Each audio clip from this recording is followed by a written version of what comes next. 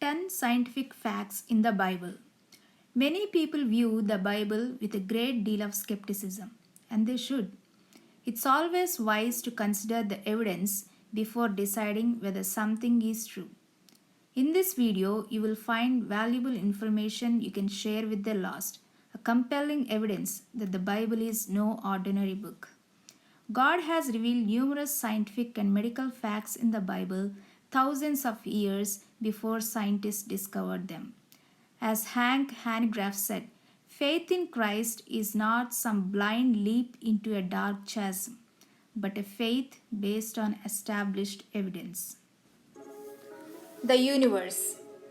Most people read the opening verses in the Bible without giving them a second thought. However, a closer examination of Genesis chapter 1 verses 1 to 3 shows that the author of Genesis verbalized exactly the same sophisticated principle that scientists use thousands of years later. Science expresses the universe in 5 terms, which are space, time, matter, power, and motion. So does Genesis chapter 1, verses 1 and 3, which were written some 3,500 years ago. Let's go to Genesis chapter 1 to 3. In the beginning, which is time, the beginning is time, God created the heaven and the earth. The creation of God is power, the heaven is space, and the earth is matter. And the Spirit of God moved upon the face of waters. The movement of Spirit of God is motion. The earth is round. It would be wrong not to mention this one. For years it was generally understood that the world was flat. The common thought was that eventually there would be a point where you would get to the end of the earth and fall off. While some of the great early thinkers held this view, you only need to look to the Bible where it states, God sits enthroned above the circle of the earth, in Isaiah 40:22, and also in Job 26:10. It says, He has inscribed a circle on the surface of the waters at the boundary of light and darkness, revealing the truth well before Eratosthenes presented the idea that the earth was in fact spherical in 240 BC. The order of creation agrees with true science. Plants require sunlight, water, and minerals in order to survive. In the first chapter of Genesis, we read that God created light first, then water, then soil, and then He created plant life. Mountains under the sea. Only as far back as last year, there were a number of news reports that scientists have found new mountains deep under the sea. These mountains have clearly always been there, but only now, with the right technology at our disposal, have we been able to prove their existence. Jonah's experience with the big fish is something of legend itself. But while recalling his time underneath the ocean, he writes, I went down to the bottoms of the mountains. The earth with her bars was about me forever. In Jonah 2:6, it clears that Jonah went to the very depths of the sea to make such a statement. Our bodies are made from the dust of the ground. To prove that, we only have to go to Genesis 2:7, where it says, And the Lord God formed man of the dust of the ground.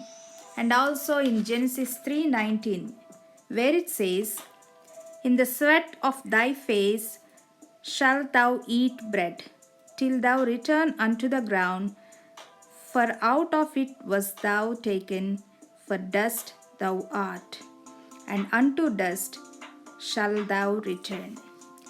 Scientists have discovered that the human body is comprised of some 28 base and trace elements, all of which are found in the earth. Blood is the source of life. Up until 120 years ago, sick people were bled and many died as a result. Today we know that healthy blood is necessary to bring life, giving nutrients to every cell in the body. God declared that in Leviticus 17:11, the life of the flesh is in the blood, long before science understood its function. Laughter promotes physical healing. Recent studies confirm what King Solomon was inspired to write 3000 years ago.